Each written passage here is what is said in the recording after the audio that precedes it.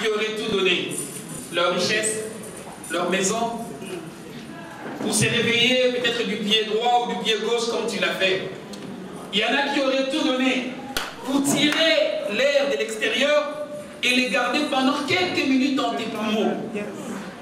Il n'y en a rien que le fait de les gagner pendant une seconde, ils ont tellement mal qu'ils ne peuvent rien faire. Il y en a qui auraient tout donné, alléluia, pour voir comme toi tu vois. Alors ce matin, je suis dans la joie. Parce qu'ici, comme disent les Anglais, c'est des places to be. Hein? Yeah. Donc c'est l'endroit où nous devons être. Alors je vais maintenant t'inviter à acclamer ces grands dieux.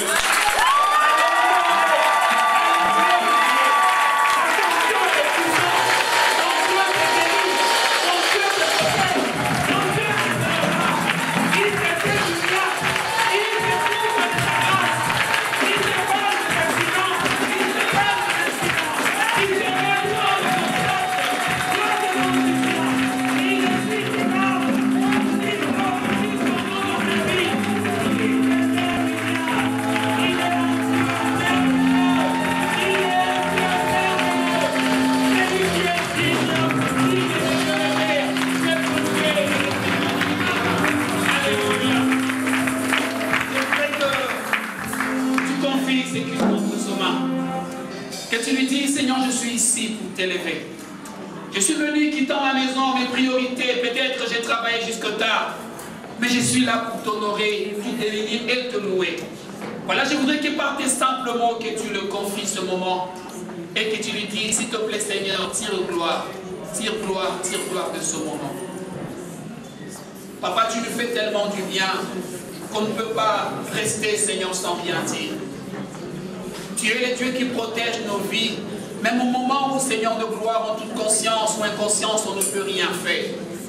Tu prends soin de nous dans les détails, Seigneur. Tu guéris nos maladies. Tu apaises nos inquiétudes. Quand il souffle un grand vent, Seigneur de gloire, oh mon Dieu, tu te tiens comme un pare-feu, afin de nous protéger, Seigneur, et de nous accorder ta grâce. Tu relèves nos têtes, oh mon Dieu, alors que tout peut tourner, Seigneur, contre nous. Même quand le monde nous condamne, toi, le Dieu de nos vies, tu nous justifies. Tu combles nos cœurs de ta joie et tu nous donnes, oh mon Dieu Tout-Puissant, Seigneur, à être dans ta présence. Père, nous voilà devant ta face, comme des faibles fleurs, avec un vocabulaire limité. Avec nos mots, Seigneur, ne pouvons pas exprimer, même pas un centime, même pas un milliard, même pas, Seigneur de gloire, oh mon Dieu Tout-Puissant, Père, de ta grandeur et de ta présence. Mais papa, nous voulons te louer. Nous sommes venus en disant à nos cœurs, nous allons dans la maison du Seigneur, afin de l'élever, de l'adorer et de le glorifier. Voilà pourquoi, Saint-Esprit, nous venons te confier ces instants. La Bible dit, quand tu seras venu, c'est toi qui glorifieras son nom dans nos cœurs. Nous avons plusieurs raisons, Esprit du Seigneur, l'élever Dieu. Nous avons plusieurs raisons d'être reconnaissants devant ta grâce. S'il te plaît, prends-le du plus profond de nous. Révèle-le dans nos cœurs, afin que par nos faibles mots, que nous disons à ces grands dieux, à ces dieux merveilleux, combien il est merveilleux pour nous. Yahweh, loin de nous toute pensée qui peut nous mettre loin de toi. Yahweh, loin de nous toute pensée qui se tiendra, Seigneur, afin de nous distraire. Loin de nous toute pensée qui s'élèvera afin de nous condamner au nom de Jésus. Père, tire gloire de ces instants, ces cultes et entre tes mains. Glorifie ton Saint-Nom. Nous t'avons ainsi prié au nom de Jésus. Amen. Amen. Amen.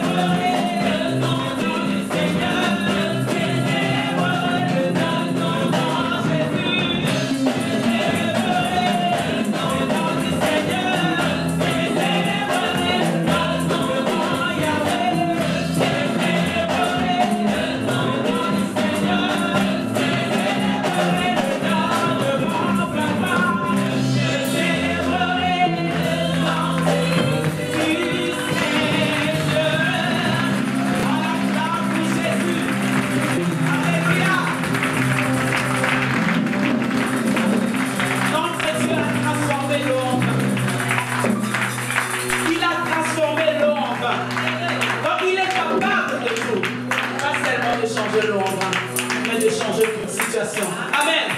Il est le Dieu admirable. On y va. Thank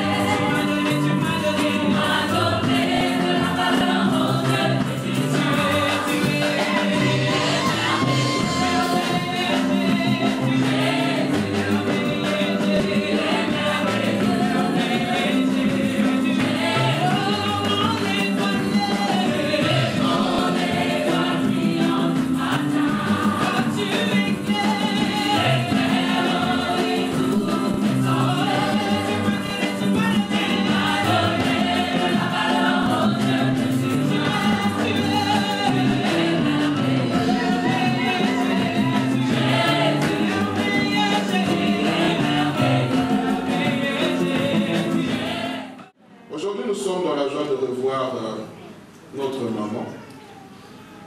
Notre maman, maman Ciel, elle va se tenir debout et taire. Nous voulons l'accueillir avec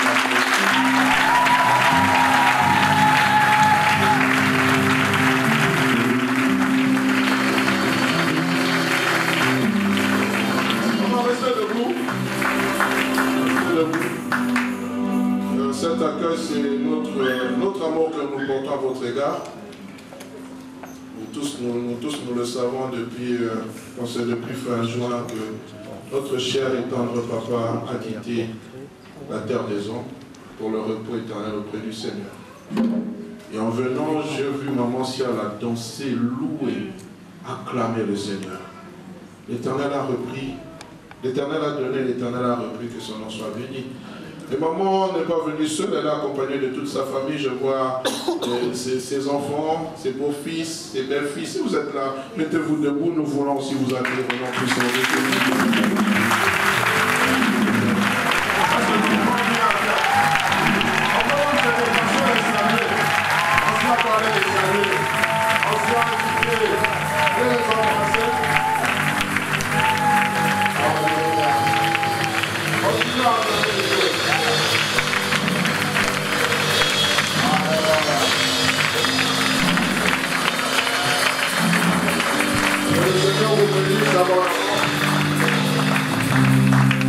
Je pense que la famille est venue nous remettre notre maman, officiellement.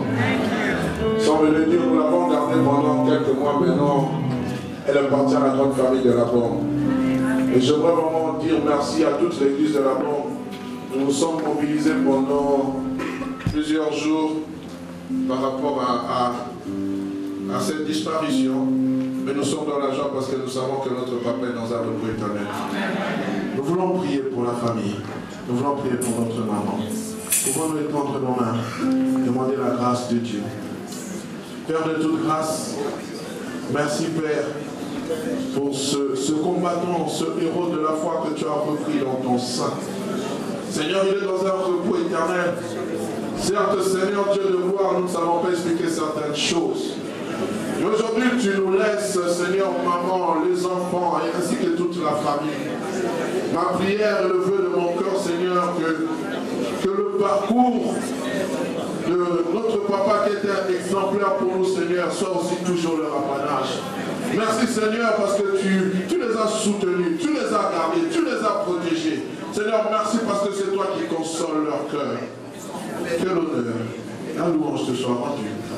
Seigneur, nous recevons notre maman avec joie et amour.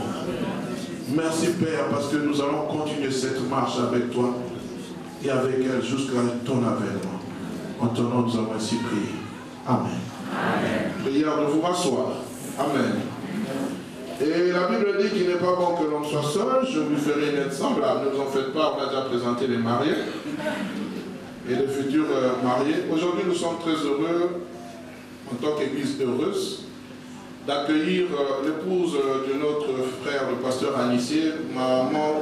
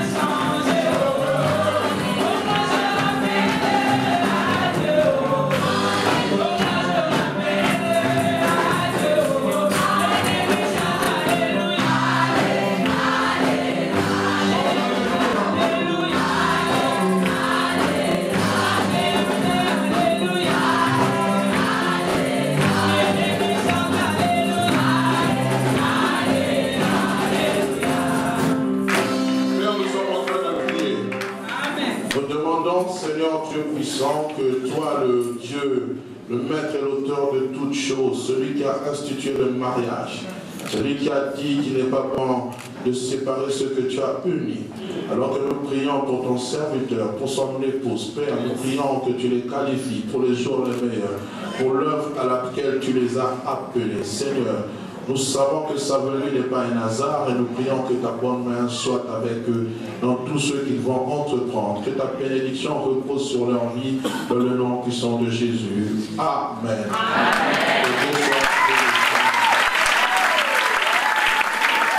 Alléluia. Que le nom du Seigneur soit abondamment béni. Je dis merci à la grande chorale pour ces merveilleux cantiques qui m'ont rappelé certains souvenirs, surtout l'avant-dernier cantique. J'aimerais qu'on puisse le chanter. L'adoration qu'on va chanter.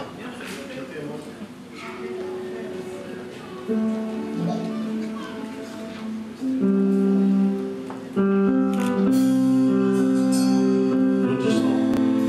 Je demanderai à toute l'église de se mettre s'il vous plaît. Parce que nous voulons déclarer notre amour pour Dieu.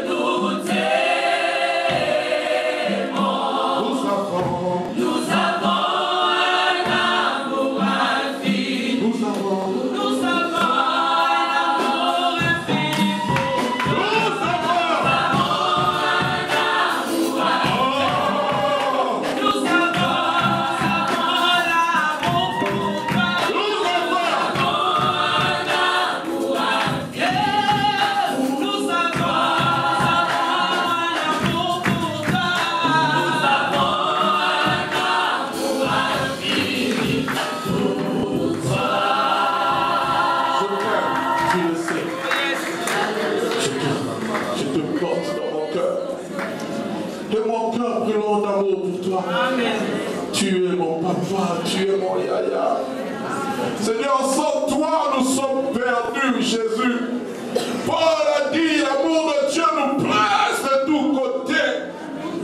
Cet amour, Père, Dieu de gloire, qui peut le mesurer, qui peut le connaître, qui, Seigneur, Dieu de gloire, nous me réveillons ce matin, Seigneur, Dieu de gloire.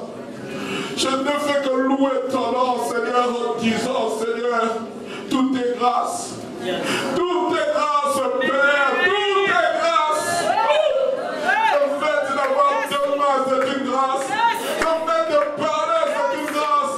Le fait, Seigneur, de se tenir sur cette chambre, tout est grâce. Oh, Seigneur, tout est grâce. Seigneur, nous pouvons nous glorifier de rien si ce n'est que d'être en Jésus.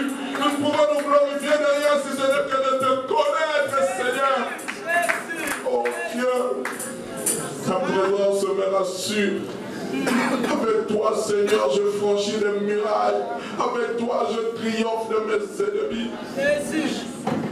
Éternel, me tenir loin de cette chair, ce n'est pas pour me faire voir. Mais c'est une grâce, mais une responsabilité. Parce qu'un jour, je me tiendrai devant le trône blanc et je serai jugé d'après les paroles qui seront sorties de ma bouche. C'est pour cela que je prie d'avoir un cœur intègre et que ce que je dirai, que ce que je proclamerai ne soit que l'émanation, Seigneur, de ma communion que j'ai avec toi, de ma marche que j'ai avec toi. Seigneur, enseigne-nous à compter nos jours afin d'appliquer nos cœurs à la sagesse. Sanctifie-nous ta parole au nom de Jésus. Amen. Merci à la chorale. Prière de vous rasseoir. Je rends continuellement grâce à Dieu pour ces occasions, cette occasion qui me donne d'être devant vous, peuple de Dieu. J'aimerais nous conscientiser, l'homme qui vous parle ici n'est pas meilleur que vous. Et si je me tiens devant cette estrade, c'est parce que Dieu m'a mandaté de le faire. Voyez-vous. Et ma prière, frères et sœurs, c'est que alors que nous prêchons l'évangile, alors que nous enseignons même le jeudi, le vendredi, et toutefois que l'occasion nous permet d'être présents pour écouter sa parole, c'est qu'il y ait une transformation, qu'il y ait une métanoïa. J'ai beaucoup été touché, j'étais mardi à ce rassemblement de jeunes, j'étais beaucoup édifié de voir des jeunes, combien ils se donnent au Seigneur, combien ils sont en train de rechercher Dieu, combien ils ont la soif de Dieu, combien l'amour de Dieu est en train de croître en eux. Et ça m'a rappelé aussi mes commencements, mes débuts à la jeunesse. Je suis un produit de la jeunesse. C'est pour cela, frères et sœurs, encouragez vos enfants à venir à la jeunesse. Il y a des choses que le monde ne peut pas donner, mais que Dieu seul peut donner. La paix, la sécurité, la joie. C'est au-delà des choses éphémères que le monde propose à la jeunesse. J'ai été grandement béni d'entendre qu'il y a eu même des baptêmes dans le Saint-Esprit. Je prie, frère Thierry, que cette flamme soit conservée intacte. Et pourquoi pas qu'elle puisse grandir, parce que le désir du cœur de Dieu, c'est que nous puissions croître dans le Seigneur. Je ne restez pas statique. Ce que moi je suis, vous pouvez le devenir. Amen. Votre demain se prépare aujourd'hui. Si vous attendez que demain pour être, vous serez en retard sur ce que Dieu a prévu dans vos vies. Chaque étape de croissance dans la vie d'une personne est tellement importante et précieuse aux yeux de Dieu que nous ne devons louper aucune occasion. Aujourd'hui, nous allons faire une longue lecture. Je ne sais pas si nous aurons le temps de finir tout ce que nous allons dire, mais excusez-moi, nous allons lire tout un chapitre de Daniel. Nous sommes dans le livre de Daniel. Daniel chapitre 4. Du 1er au 37e verset, j'espère que nous aurons le temps de parler. Rapidement, je lis Daniel. Nabuchodonosor, roi de tout le peuple, aux nations, aux hommes de toute langue qui habitent sur toute la terre, que la paix soit donnée avec abondance. Il m'a semblé bon de faire connaître les signes et les prodiges que le Dieu suprême a opérés à mon égard. Que ces signes sont grands, que ces prodiges sont puissants, son règne est éternel, et sa domination subsiste de génération en génération. Moi, Nabuchodonosor, dans notre version dit Nabuchodonosor, je vivais tranquille dans ma maison et heureux dans mon palais. J'ai eu un songe qui m'a effrayé. Les pensées dont j'étais poursuivi sur ma couche et les visions de mon esprit me remplissaient d'épouvante. J'ordonnais qu'on fît venir devant moi tous les sages de Babylone afin qu'ils me donnassent l'explication du songe. Alors vinrent les magiciens, les astrologues, les chaldéens et le devin. Je leur dis le songe et ils m'ont donné pour moi l'explication. Et en dernier lieu se présenta devant moi Daniel nommé Belchassar, d'après le nom de mon Dieu, à qui et qui a en lui l'esprit des dieux saints. Je lui dis le songe, Belchassar, chef des magiciens, qui a en toi, je le sais, l'esprit de Dieu, des dieux saints, et pour qui aucun secret n'est difficile. Donne-moi l'explication des visions que j'ai vues en songe. Voici les visions de mon esprit. Pendant que j'étais sur ma couche, je regardais, et voici, il y avait au milieu de la terre un arbre d'une grande hauteur. Cet arbre était devenu grand et fort. Sa cime s'élevait jusqu'aux cieux, et on le voyait des extrémités de toute la terre. Son feuillage était beau et ses fruits abondants. Il portait de la nourriture pour tous. Les bêtes des champs s'abritaient sous son ombre. Les oiseaux du ciel faisaient leur demeure parmi les branches. Et tous les êtres vivants tiraient de lui nourriture.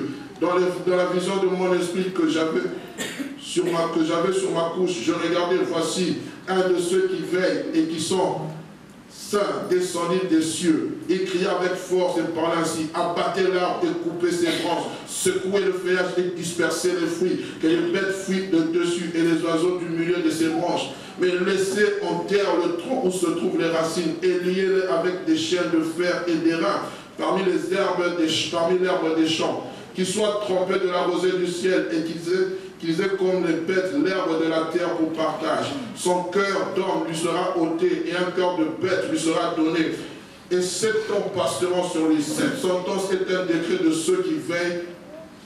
Cette résolution est un ordre des saints, afin que les vivants sachent que le Très-Haut domine sur le règne des hommes, qui donne à qui il lui plaît et qui élève le plus vil des hommes. Voilà le songe que j'ai eu, moi, le roi Nabuchodonosor. Toi, Belchassar, donne-moi l'explication, puisque tous les sages de mon royaume ne peuvent me la donner. Toi, tu peux, car tu as en toi l'esprit de Dieu saint. Alors Daniel, nommé Belchassar, fut un moment stupéfait et ses pensées le troublaient. Le roi reprit et dit: Belchassar, que le songe et l'explication ne te troublent pas. Et Belchassar répondit: mon Seigneur, que le songe soit pour tes ennemis et son explication pour tes adversaires.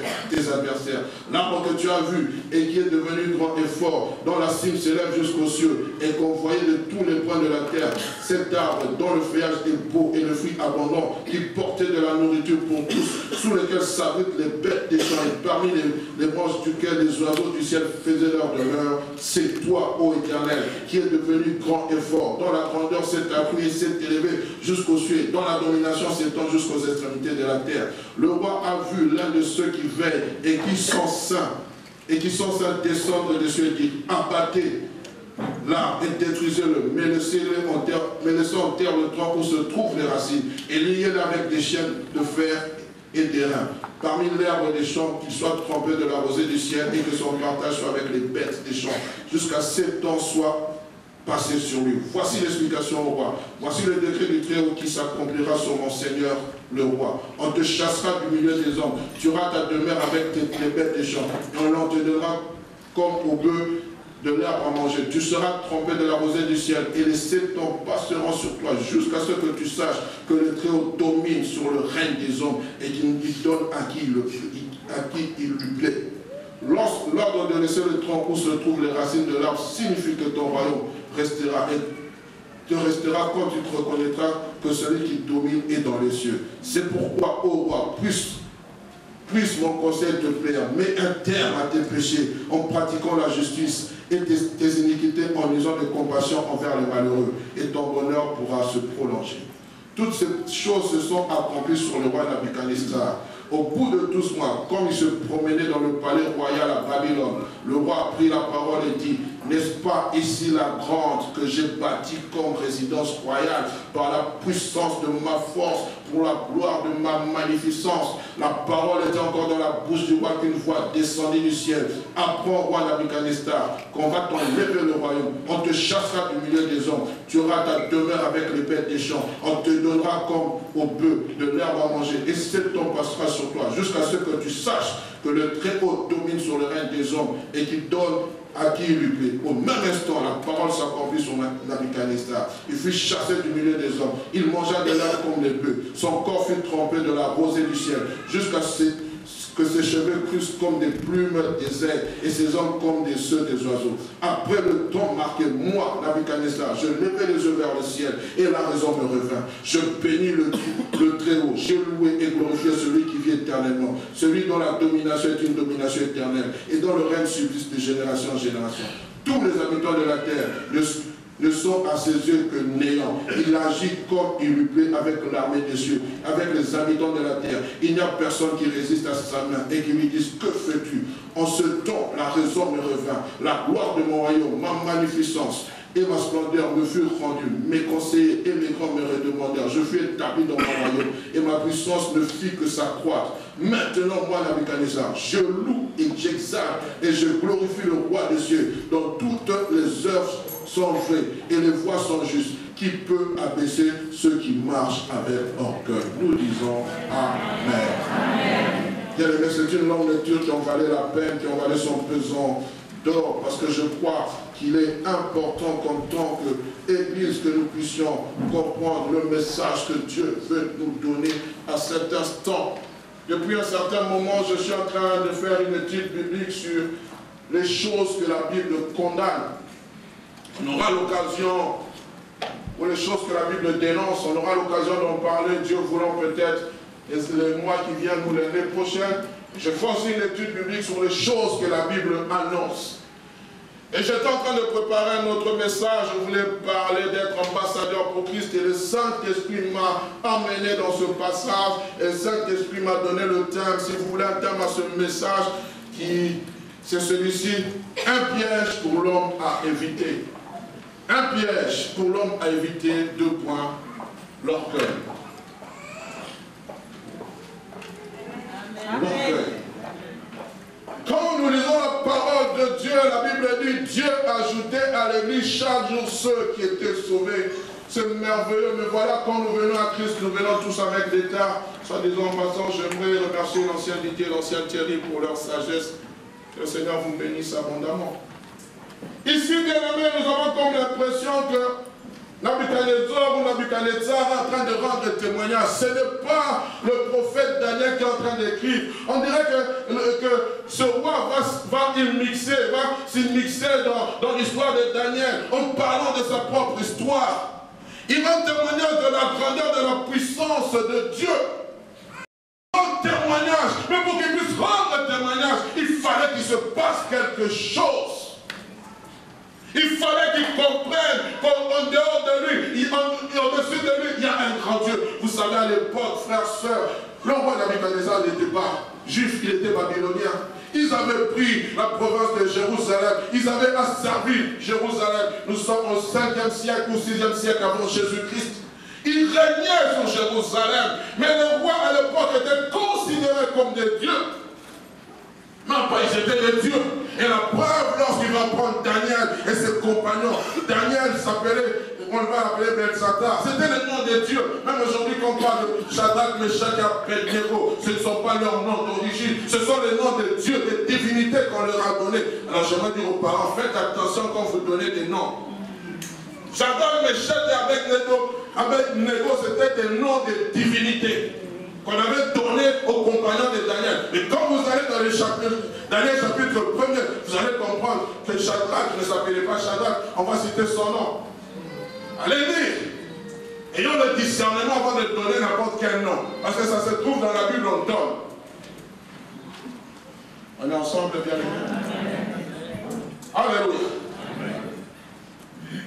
Il va parler de la grandeur de ce Dieu. Sinon, il en est arrivé là, à cette conviction. C'est parce qu'il va faire une expérience humiliante. Une expérience humiliante de folie que nous décrit ce chapitre. Lui, le roi puissant. Lui, le roi glorieux. Lui, le roi à qui tous les honneurs revenaient. Va vivre le bas-fond, le plus exécrable. Il va passer pendant 7 années de folie. Le roi est devenu fou. Je ne sais pas si on l'avait enfermé dans sa chambre. Je ne sais pas si on l'avait tenu dans un lieu secret. Mais quand on ne voit plus le roi, on se pose des questions.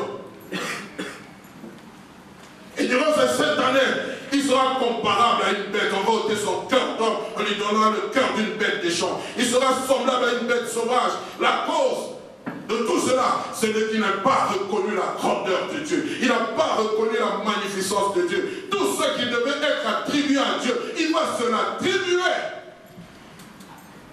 Dieu ne partage jamais sa gloire avec l'homme. Il est le créateur, nous sommes les créatures. Aucun homme ne peut s'élever au-dessus de Dieu.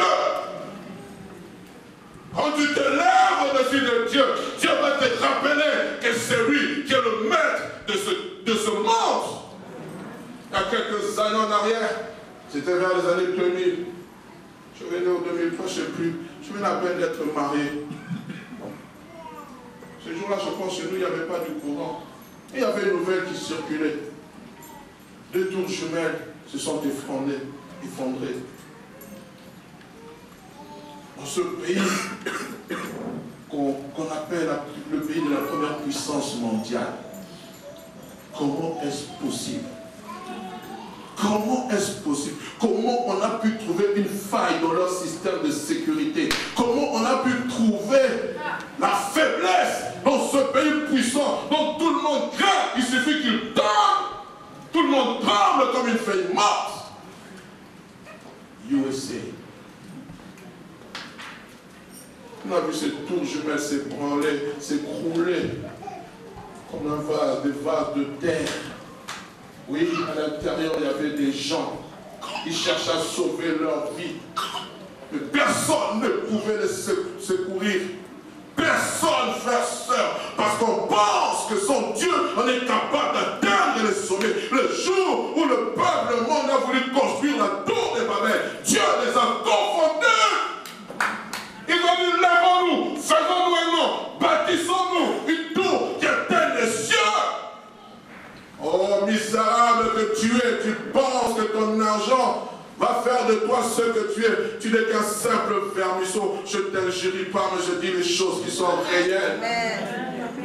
Orgueilleux tu l'es, orgueilleux nous le sommes. Nous pensons parce que nous sommes bien endimanchés, parce que nous roulons avec des belles voitures dernier cri, nous portons des parfums qui coûtent cher, des chaussures qui coûtent cher, alors nous n'avons pas besoin de Dieu. Tu as besoin du Seigneur, tu as besoin du Créateur du ciel et de la terre, tu as besoin de fléchir les genoux devant lui et reconnaître sa grandeur. Parce qu'il arrivera un jour où tu ne sauras pas porter cette paire de chaussures. On devra te la faire porter. Il arrivera un jour où tu ne sauras pas démarrer cette belle voiture. Parce que tu ne sauras pas faire un mouvement avec tes mains. Mes amis, préparons-nous, s'il vous plaît. Laissons l'orgueil de côté. Laissons l'orgueil, le tribalisme de côté. Laissons ces choses. Je suis allé me faire coiffer il y a une semaine. À cause de ma région d'origine, on m'a dit que tu n'es pas de notre pays. J'ai dit, vous êtes le plus misérable. Parce que vous ne savez pas qui je suis.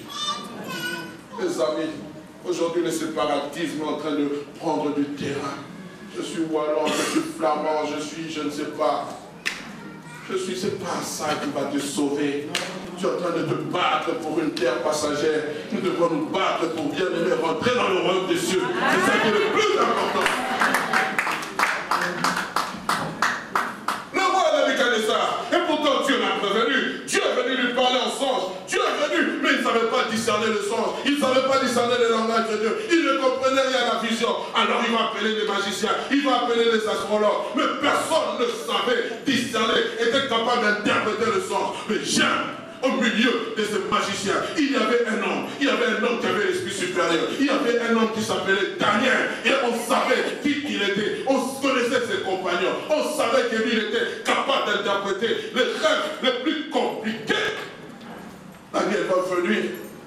Le roi va lui expliquer le songe. Un songe qui avait troublé son sommeil. Lui-même, Daniel va s'arrêter, il sera stupéfait. Il dira, oh roi, vis éternellement, que ce songe ne soit pas pour toi, mais qu'il soit pour tes ennemis. Il va nous mettre en garde. Fais attention à ce qui va t'arriver. Mais il est évident, bien aimé, que ce roi n'était pas juif. Mais il a connu 2 expériences tellement merveilleuses qu'il est en contact avec le Dieu des Juifs. La première expérience, nous la voyons dans Daniel chapitre 2, verset 46. Alors qu'il y avait que le roi on devait interpréter un énigme compliqué. Écoutez ce que la Bible dit. Daniel va dévoiler le mystère du roi. Il va reconnaître que Daniel avait un Dieu puissant. 42 à 46. Alors le roi Nabuchodonosor tomba sur sa face et se prosterna devant Daniel. Il ordonna qu'on lui offrit des sacrifices et des parfums. Le roi adressa la parole à Daniel et dit: en vérité, votre Dieu est le Dieu des dieux et le Seigneur des rois. Il révèle les secrets puisque tu as découvert ce secret. Mais Daniel va dire au roi: ce n'est pas moi, c'est Dieu qui est capable de révéler les secrets. C'est pour cela que Daniel sera un porte-parole auprès de ce roi. Ce que Dieu recherche ces temps-ci, ce sont des hommes et des femmes qui n'ont pas honte de porter son nom devant ces nations, qui n'ont pas honte de dire qu'il est enfant de Dieu. Tu m'entends, toi-même politicien, toi qui aspires à une vie politique, avant d'être politicien, tu es enfant de Dieu. Avant d'être PDG, tu es enfant de Dieu. Avant d'être médecin, tu es enfant de Dieu. Avant d'être expert comptable, tu es un enfant de Dieu. Avant d'être infirmier, tu es enfant de Dieu. Tu portes, tu es la lumière du monde, tu es le sel de la terre. Tu dois le savoir. Nous devons marcher différemment. Nous devons nous comporter différemment. Nous devons parler différemment. Nous devons, bien aimé, témoigner Jésus. Avant d'être étudiant, avant les examens, tu es enfant de Dieu. Tu ne triches pas. Amen. Nous sommes en crise d'identité. Nous sommes en crise d'identité. La deuxième expérience que fera le roi, c'est dans Daniel 3. Nous connaissons toute cette histoire, le miracle de la fournaise ardente, où le roi va voir un quatrième personnage ressemblant à... Il va dire, votre Dieu vous a-t-il envoyé son ange? On va chauffer la fournaise cette fois, parce que Shadrach, Meshach et Abednego avaient refusé de se prosterner devant la grande statuette de Nabuchodonosor. Ils ont dit non, nous ne pouvons pas nous prosterner, parce que Dieu a dit dans sa loi, tu ne te prosterneras pas devant un autre Dieu, tu adoreras l'Éternel pour lui seul. Ils ont dit, vis éternellement au roi, sache que nous ne pouvons pas le faire. Il a dit, sache aussi que même si Dieu peut nous délivrer de la fournaise ardente, s'il ne le fait pas, gloire à son nom. Le roi va vivre cette expérience. Il va voir la magnificence de ce grand Dieu. Et à cause de cette expérience tellement grandiose, Daniel chapitre 3 verset 29 nous dit: voici maintenant l'ordre que je donne à tout homme, à quelque peuple, nation ou langue qui l'appartienne, qui parlera mal du Dieu de Shadrach, Meshach et Abednego sera mis en pièces, et sa maison sera détruite en un tas d'immondices, parce qu'il n'y a aucun autre Dieu qui puisse délivrer comme lui. Amen. Le roi, qui était considéré comme un Dieu, reconnaît un Dieu supérieur. Il a connu. Ce Dieu, il a connu à travers Daniel, Shadrach, Meshach et Abednego. Pourquoi? Parce qu'un jour, ces 4 compagnons ont décidé de ne pas se compromettre avec l'armée du roi. Ils ont décidé de ne pas se compromettre avec les choses que le roi leur proposait. Et Dieu a dit, Dieu dit, j'honorerai celui qui m'honore. Ils ont su faire face à ce grand roi. Je suis en train de prier, frères, sœurs. Je suis en train de prier pour cette nation, la Belgique, qu'il y ait des hommes et des femmes intègres qui s'élèvent et qui sachent faire face aux édits, à toutes ces lois qu'on est en train de publier, frères, sœurs. Aujourd'hui, l'Église est menacée. Aujourd'hui, nous ne savons plus prêcher sur l'homosexualité, parce que si nous disons des choses contraires, on va nous emprisonner, on va chercher la bête, on va chercher, on va fouiller, on va provoquer. On viendra prendre une pauvre sœur qui était venue s'entretenir avec le pasteur Rue. On va dire, dis-lui ceci, dis ça, c'est là. On est menacé, priez pour nous, bien-aimés. Priez pour nous. Priez, c'est pour ça que moi je reçois une personne, il y a personne avec mon bureau, j'ouvre la porte. Il faut se protéger les amis. On ne sait pas qui vient, avec quelle intention on vient. Et quand vous venez, habillez-vous aussi décemment. Je ne suis pas votre mari, j'ai une seule femme.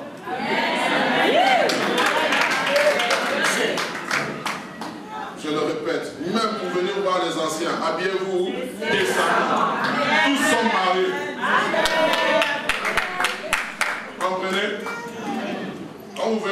vous êtes habillé désormais, je vais vous envoyer la sœur Alice, va vous ramener chez vous à la maison. Comment vous pouvez venir voir un homme de Dieu mal habillé? Je n'ai pas besoin de voir vos seins, je n'ai pas besoin de voir vos cuisses. Regardez-moi, je vous parle. Quand vous venez comme ça, vous n'avez pas. Je n'ai pas besoin de voir que vous avez vos mini-jupes. Ce que j'ai besoin, c'est que votre cœur soit en Jésus. Je répète, habillez-vous décemment. J'ai besoin que mon ministère soit préservé. J'ai besoin d'aller loin avec le Seigneur. J'ai besoin de grandir avec le Seigneur. Je n'ai pas envie de faire des expériences négatives. Oh, quand le pasteur avait passé sa main. Non, je ne veux pas le faire. Que Dieu m'abstienne de ces choses. Si tu viens avec ça, tu ne m'auras pas. Au nom de Jésus.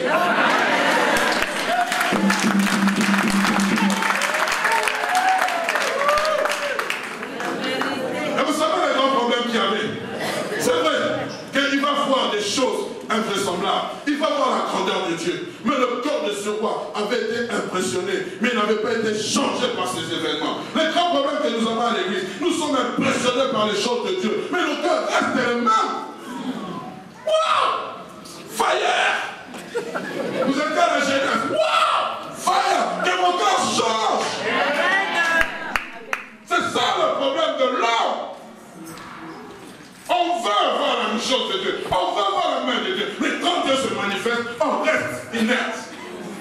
Les choses de Dieu, ce n'est pas une sensation. Les choses de Dieu sont des convictions, des changements intérieurs. Quand Dieu fait descendre sa gloire, c'est pour que les choses changent. C'est pour que nous puissions reconnaître c'est l'Éternel qui est Dieu. Et nous changeons de vie. Tu m'entends, toi, qui vis dans la publicité, le mensonge? Tu viens blaguer avec Dieu. Dieu n'est pas ton ami. Si le roi Nabuchodonosor a pu devenir fou, qu'est-ce qui empêche à ce que Dieu fasse que tu deviennes folle ou fou? C'est la grâce de Dieu qui te garde. Mais Dieu, il te donne encore le temps de repentance. Il te donne encore le temps. Voici le jour du salut. Si vous entendez son cœur, si vous entendez sa voix, n'endurcissez pas votre cœur. Oh, je remets à tes mains. Paul, tu entends, il faut qu'on se donne à Jésus. Donne, même toi, Paul, donne-toi à Jésus. Jésus a besoin de ton cœur. Je ne crie pas. Combien de fois nous sommes impressionnés par des choses extraordinaires, miracles, prophéties, mais nos cœurs restent changés. Jérémie chapitre 17, verset 9 à 10 dit ceci: le cœur de l'homme est tortueux par-dessus tout. Il aime et il est méchant. Qui peut le connaître? Moi, l'Éternel, je prouve le cœur, je sonde les reins, couronne à chacun selon ses voies, selon le fruit de ses œuvres. Oh, je ne vous connais pas tous. Oh, Judas était venu avec un saint baiser pour embrasser Jésus. Moi. Et je lui ai dit, c'est que tu fais-le maintenant. Moi, je ne connais pas. Parce que tu as bien prêché. C'est ton cœur, je ne le connais pas. Mais Dieu connaît. Il sort le cœur et les reins. Et il rendra chacun selon ses œuvres, frères, sœurs. Le péché commence d'abord par la pensée. Il faut discipliner nos pensées. Il faut que nous disciplinons nos pensées. Alléluia. Pourquoi Dieu sort le cœur? Pourquoi il va rendre selon ses œuvres? Parce que c'est un Dieu jaloux qui fait grâce aux âmes, mais qui résiste aux orgueilleux. Il n'y a pas plus mauvais que l'orgueil. Il n'y a pas plus méchant que l'orgueil. Il n'y a pas plus mauvais que les orgueilleux. Pourquoi Dieu résiste aux orgueilleux? Parce que la première personne qui était tombée, ou la première créature qui était tombée dans l'orgueil, c'est le diable. Quand tu es orgueilleux, tu es fils du diable. Quand nous sommes les orgueilleux, nous marchons sur les traces du diable. Mais aujourd'hui, c'est le bon diable que je vais m'adresser. Je ne veux pas faire sa publicité. C'est à toi et à moi. Ça fait des années que tu ne parles pas à ton père. Dites-moi, c'est le manque de pardon ou c'est l'orgueil? Parce que tu as connu Jésus. Tu connais Jésus. Nous marchons avec Jésus. Nous parlons en langue. Quelquefois, quand je reçois des gens dans le bureau qui me disent ça, j'ai dit, waouh, vous êtes fort. Je ne sais pas comment vous vivez. Donc vous vous plaignez de, comment on appelle le mal au cœur, comment on appelle ça? Palpitation, palpite. Comment on appelle? Appelez encore. L'estomac, ulcère, gastro, je ne sais pas quoi, n'importe quoi, toutes sortes de maladies. Mais vous savez, François, il y a des maladies, c'est juste seulement manque de pardon. Parce qu'on ne veut pas, on est orgueilleux. Ce n'est pas à moi de demander pardon, c'est à lui de demander pardon. Vous attendez à ce que je dise que le Seigneur va vous bénir. La bénédiction commence par l'humilité. Bien-aimés, l'orgueil nous éloigne de la présence de Dieu. Et si nous persistons, l'orgueil nous chasse de la présence de Dieu. Vous savez, il y a une chose qui m'a toujours étonné dans la Bible. Lorsqu'Adam et Ève sont tombés, regardez leur réaction. Aucun d'eux n'a demandé pardon. Tout le monde a cherché à se justifier. Quand on va vers Adam, il dit c'est la femme que tu m'as donnée. Mais je pense que s'il avait dit Seigneur, pardonne-moi, parce que je ne suis pas dit. Je pense que peut-être il y aurait une autre attitude. Il va vers la femme dit c'est le serpent. Pourquoi? Personne ne peut reconnaître son tort. Et c'est le monde dans lequel nous vivons. Moi je suis plus vieux que lui. On m'appelle vieux. Et moi ce nom de vieux là, ça vient d'où? Elle allait chez quelqu'un, il m'a dit vieux, ça veut dire quand tu es vieux. Et tu n'as même pas 40 ans, on t'appelle déjà vieux. Attention. L'orgueil nous éloigne de la présence de Dieu. Et si nous persistons, elle nous chasse de sa présence. L'orgueil, c'est un poison mortel qui s'infiltre dans nos vies et qui cause beaucoup de dégâts. Il y a des couples là, vous êtes venus même, ça fait des jours que vous ne parlez pas. Vous êtes venus parce que papa Didier va vous demander, ça fait longtemps qu'on vous a vu. Nous allons faire acte de présence. Ma soeur, la dernière fois que tu as servi l'assiette à ton mari, c'était quand? Quand il revient du travail, il va trouver tout dans les micro-ondes. Tout sont passés ces femmes, même si le mari se fâche contre lui, elle le sert avec amour. Surtout même à l'église, ce sont des choses qu'on doit voir. On doit voir ces choses à l'église. Même Marie, quand tu te fâches contre ta femme, tu rentres avec un cadeau.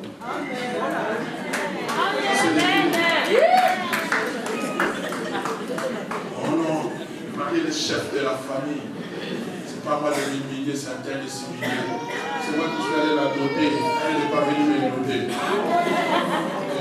Vous qui allez vous marier là, faites attention. Les deux deviendront une seule. Quand on a créé la femme, c'était pour qu'elle aide le mari. C'est pas pour qu'elle soit son esclave.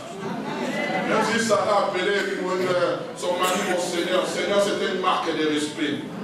C'était pas une marque d'esclavagisme. Je n'entends pas l'amen des soeurs. Mais écoutez la suite. Bien que le roi sera prévenu, 12 mois après son rêve, le roi tombe dans le piège de l'orgueil. Le roi prit la parole et dit, n'est-ce pas ici Babylone, la grande que j'ai bâtie comme résidence royale, par la puissance de ma force, pour la gloire de ma magnificence? Ah, tu as oublié. Vous savez, frère, quand vous lisez cette histoire, si le roi est en train de s'accroître puissamment, c'est parce qu'à côté de lui, il y avait des hommes de Dieu. Comprenez? C'est parce qu'à côté de lui, il y avait Shadrach, Meshach, Abednego. Regardez, frères, sœurs, parce que ces hommes ont révélé à ce roi l'identité de leur Dieu. Alors Dieu a dit à cause de ces hommes. Et ce roi a fait une chose, il les a honorés. Comprenez? Dieu a fait une chose. Il a aussi affermi sa royauté. Il y a des gens, vous ne savez pas saisir les bénédictions. Ah non, pasteur, on ne veut pas s'enrichir. Mais je vous dis des choses qui sont réelles. Quand vous ne savez pas discerner qu'il y a des hommes de Dieu qui sont importants pour vous dans votre vie, vous pouvez passer à côté de grandes choses. Je ne dis pas ça par rapport à moi, je dis ça par rapport à votre avenir.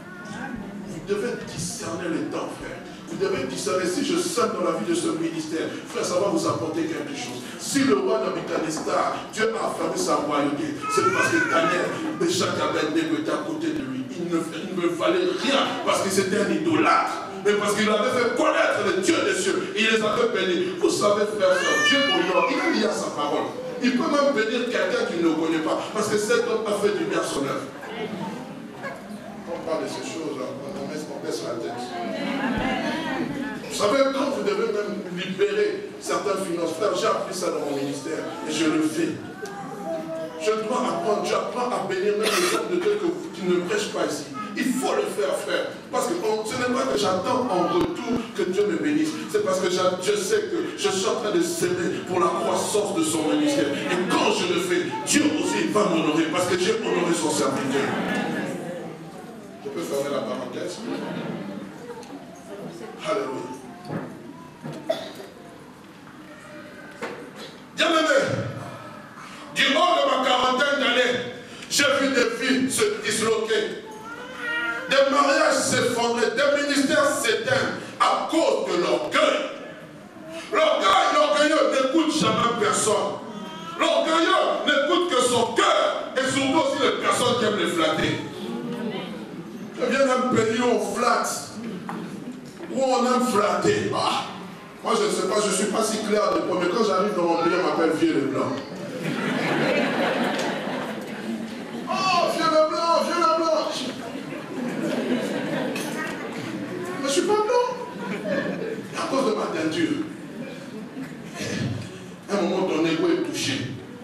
Ah, si tu n'es pas là, rien ne va. Ah. Et là, il y a 2 minutes, il y a quelqu'un qui est passé avant moi. Et quand tu as un peu d'argent, tu donnes. Parce que le problème, c'est qu'ils veulent soutirer ce que tu as dans la poche. Toi, tu donnes. Quand tu vas encore repasser, tu vas encore donner. Et Dieu est contre ces choses, frère. Dieu ne veut pas que nous puissions nous glorifier.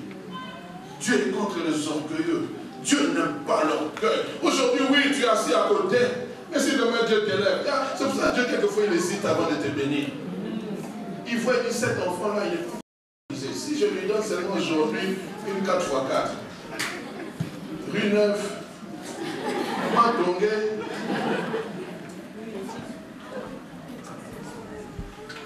et si je le lève seulement avec un travail, chaque dimanche on te voyait, après comme ça, on te voit à compte-goutte. Après, on te voit sur Facebook, à Acapulco, Ibiza. Que sais-je? Mon frère, on ne te voit plus, pasteur, je n'ai pas le temps. On va même prier pour toi, non?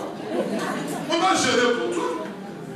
Mais quand Dieu résiste, tu refuses. Les amis, je crois, frère, sœur, que Dieu veut préparer cette église à des grandes choses. Mais avant que nous puissions atteindre ces grandes choses, nous devons être brisés à nous-mêmes. Nous devons être des personnes humbles. Lorsque Dieu va nous donner, que nous puissions reconnaître la grandeur de Dieu, que nous puissions dire c'est Dieu qui fait de telles choses. Ce n'est pas un homme.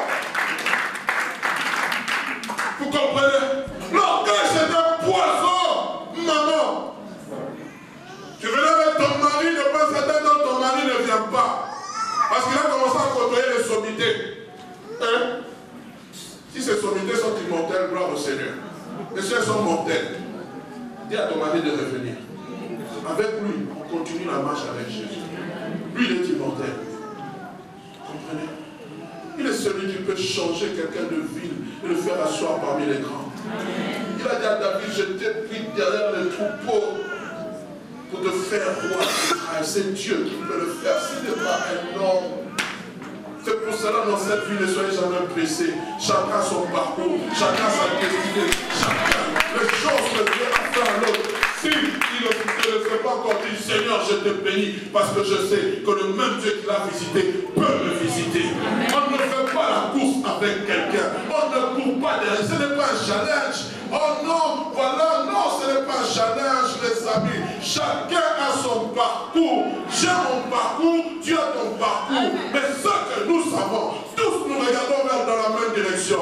La Bible dit, lorsque nous tournons vers lui nos regards, nos visages rayonnent de joie. Ayons les yeux fixés vers Jésus. Frère, sœur, courons dans cette grande carrière. C'est ça qui est le plus important. Je prêche à quelqu'un. Amen. Aujourd'hui, nous n'avons rien. Mais demain, lorsque nous aurons, comment serons-nous? Je m'adresse à la maison de la mort en disant ceci. Garde ton cœur plus que toute autre chose. Amen. Gardons nos cœurs, frère. Ne nous enorgueillissons pas. Ce bâtiment, nous l'avons acquis par la grâce de Dieu. C'est Dieu qui a fait ça. Et s'il l'a fait, c'est pour que nous puissions lui donner gloire. Pas un homme, pas une personne, pas une institution, mais à lui seul.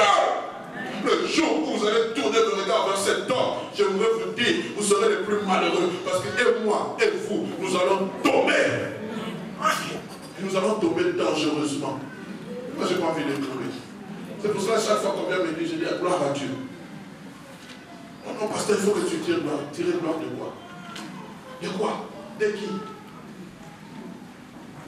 Je vais tirer gloire parce que je suis avec Jésus. Ce matin, je me suis réveillé avec ce cantique, mais sans lingala, en langue vernaculaire, où le prédicateur ou le chanteur, qui est le pasteur Adam, disait, tu peux prendre gloire à tous ceux qui nous ont caqué, tu peux rendre gloire à tout. Les amis, apprenons à rendre gloire à tout. Que j'ai, que je n'ai pas, je rends gloire. Que j'ai un travail que je n'ai pas, je rends gloire à Dieu. Il est le maître des temps et des circonstances. Le problème, nous avons un Dieu d'Alléluia, mais nous devons avoir un Dieu d'Amen. Le problème, c'est que nous cherchons seulement le Dieu d'Alléluia, mais le Dieu d'Amen. Ainsi soit-il, il faut qu'il soit aussi dans nos vies. Ce n'est pas parce qu'aujourd'hui que je n'ai pas 10 euros que demain je n'en aurai pas. Ce n'est pas parce qu'aujourd'hui que j'ai 1000 euros que demain j'en manquerai. Tu peux en manquer, oui, tu peux en manquer. J'ai vu des grands de ce monde, j'ai vu des hommes, des puissants, des gens qui avaient l'argent dans leur maison, qui avaient fait de leur maison des coffres forts. Aujourd'hui, demandaient $100. Et nous aussi, ils demandent. Ah oui. Mais ces choses doivent nous enseigner. Mais c'est dommage. L'homme oublie vite. Nebuchadnezzar avait vite oublié. Et pendant 7 années, il va rester dans l'errance. Pendant 7 années, il sera une bête sauvage. Pendant 7 années, il aura des ongles comme des oiseaux. Pourquoi? Parce qu'il n'avait pas reconnu Dieu dans toutes ses œuvres. Écoutez ce que la Bible dit rapidement, nous allons bientôt clôturer, ne vous en faites pas. Proverbe chapitre 16, verset 18. L'arrogance précède la ruine et l'orgueil précède la chute. Proverbe chapitre 29, verset 23. L'orgueil d'un homme l'abaisse, mais celui qui est humble d'esprit obtient la gloire. Les amis, il a fallu 7 années à ce roi reconnaître le Dieu des cieux. La Bible dit après les 7 années, il leva les yeux vers le ciel. Il va reconnaître que Dieu était grand. Il va reconnaître que Dieu était glorieux. Il va reconnaître la toute-puissance de Dieu. Il va reconnaître la toute-suffisance de Dieu. Et ce matin ou ce midi, je t'invite, toi, peuple de la mort, dans tout ce que tu fais, dans ton travail, dans ta famille, parmi tes enfants. Tu as des enfants, d'autres n'ont pas. Reconnais la grandeur de Dieu. Tu as un bon travail. Reconnais la grandeur de Dieu. Même le travail que tu fais là, même si tu balayes la rue, reconnais la grandeur de Dieu. Oh oui, frère, sœur, oui, tu peux te lever et dire merci au Seigneur Jésus, parce que c'est lui qui crée en toi le vouloir de le faire. Ce n'est pas toi qui dit demain je vais me réveiller. Non, demain si Dieu le veut. Et si Dieu le veut, c'est parce qu'il a un but à terre avec toi. Si Dieu le veut, c'est parce qu'il veut que lorsque tu te réveilles, tu fléchis le genou devant le grand Jésus. Je clôture en disant ceci. Philippiens chapitre 2, verset 3. Ne faites rien par esprit de parti ou de vaine gloire, mais que l'humilité vous fasse regarder les autres comme étant au-dessus de vous. Le remède face à l'orgueil, c'est l'humilité. Le remède face à l'orgueil, c'est l'humilité. Et avoir être humble, c'est avoir un esprit de pardon, un esprit qui sait oublier. Tu entends, ma soeur, oui, on t'avait fait du mal. Oui, à cause de toi, ta vie à cause d'elle, ta vie n'avance plus. Mais s'il te plaît, oublie ces choses, avançons. Tu vas rater le royaume de Dieu parce que ton orgueil te tue. Tu vas rater le royaume de Dieu parce que ton orgueil te tue. Que mon Dieu vous bénisse. Nous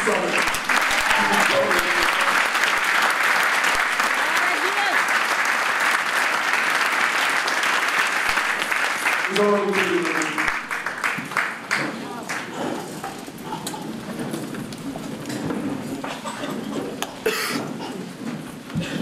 Reprends ce cantique que nous avons chanté.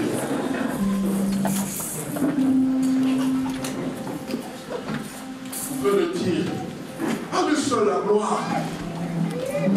À lui seul la gloire, bien-aimé. Ce n'est pas une personne. Ne me mettez pas, bien-aimé, sur une estrade, s'il vous plaît. Gardez-moi loin de ces choses, je vous en supplie. Je veux que ce jour-là, je me tiendrai devant lui.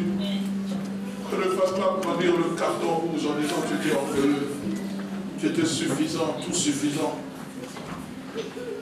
Je ne suis pas meilleur que vous, j'ai encore plusieurs défauts.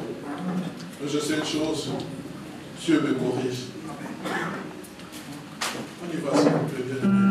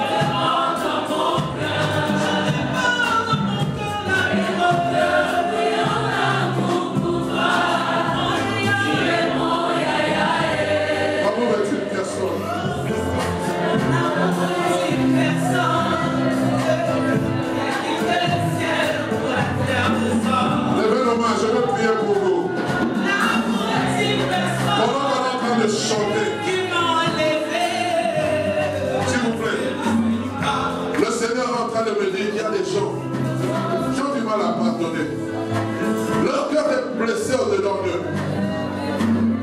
C'est comme ça que vous demandez de faire plus que ce que vous pouvez faire. Le temps me manquerait de prier pour vous. Mais s'il vous plaît, ne partez pas comme ça. Ne partez pas comme ça. Le Seigneur va faire un travail. Il veut reconstruire ce qui a été détruit. Et particulièrement, s'il vous plaît, montre-moi. Le Seigneur me dit qu'il y a deux personnes ici. On vous a violé par un membre de vos familles. Le Seigneur me dit, il y a un, c'est par son oncle maternel, qui un jour s'est introduit dans sa chambre. Personne ne le sait. Il a fait perdre sa virginité. Et Dieu dit, il est capable de te restaurer. C'est à cause de cela que tu t'as mis mal. C'est à cause de cela que tu as dévalorisé ton corps. Parce que depuis qu'il a connu, il t'a connu, tu as comme l'impression que tu es sale. Et la deuxième, c'était lors d'une relation sexuelle mais violentée. Non consentie par, je pense, son ami. Elle ne le désirait pas. Et le Seigneur dit qu'il est celui qui est capable de restaurer. Nous voulons clôturer cet instant. Kassantokos. Manda roko senda yabo sheka ndaba santa koru mandas. Remanda koru manda. Il y a une maman qui depuis longtemps garde un secret qui pèse dans son cœur. Son mari ne sait pas ces choses. Et le Seigneur dit, il est temps que tu t'en libères. Il est temps que tu t'en libères. En cette façon, je suis en train de parler, tu es en train de verser des larmes abondantes. Tu te souviens des choses. Et le Seigneur est en train de dire, il faut que tu t'en libères. Il faut que tu t'en libères. C'est le temps de ta délivrance. C'est le temps de ta délivrance. Seigneur, je bénis cette église. Je prie qu'au nom puissant de Jésus, que le travail que tu as commencé dans ce corps de Christ puisse aller de l'avant. Seigneur, nous sanctifions ta parole dans nos vies, nous sanctifions ta parole dans nos cœurs. Et que ton peuple aille dans la paix, dans la joie, dans la sécurité, couvert par ta main puissante au nom de Jésus. Nous déclarons Amen. Amen.